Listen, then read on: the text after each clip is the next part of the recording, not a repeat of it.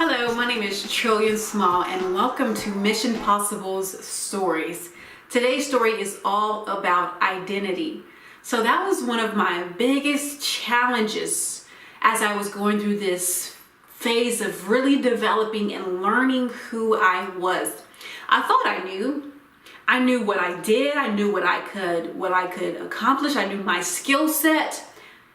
But if you were to strip all of those away from me, I honestly couldn't tell you who I was. And so I went on this journey to discover who is Trillian. And most people ask me, well, how do I do that? Because I'm in the same boat. How do I know who I am? If I'm not my roles and if I'm not my responsibilities, then who am I? Yes, I'm a mom. Yes, I'm a father. Yes, I'm a hard worker. But outside of those things, who am I? And the only way that I could discover who I was personally was to find out who God was. Because I realized, well, if I'm made in His image, then possibly that means I look like Him. Now, of course, we know that's not a possibly. We know definitely that God made us in His image. So if you are just like me at that stage in life, trying to figure out who you are and beyond what you can do, beyond your performance, begin by asking the Lord to reveal to you who He is. And as you begin to discover who He is, and as you learn His character, I can guarantee you that you will then find you.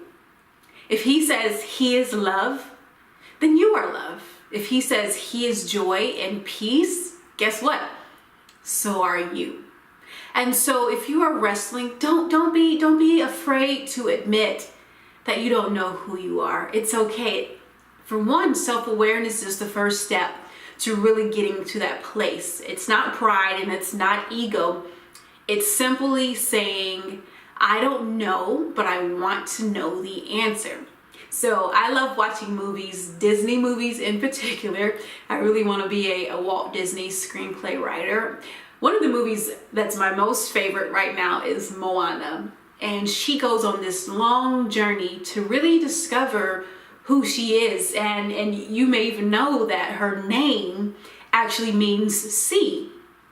But this entire journey, this entire movie, she is fighting not only her own personal insecurities, but she's fighting the fears of her parents because they don't want her to go out on the sea, which is her name. They don't want her to fulfill her destiny because of their own fears. So she has to overcome their fears and their own insecurities, as well as her own insecurities and comfort zones as well.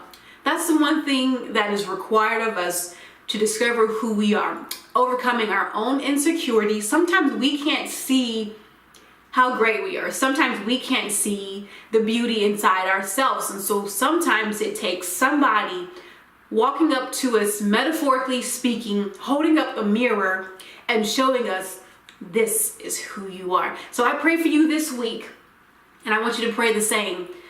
Ask the Lord to begin to hold a mirror up to your face, up to your life, and show you who you are.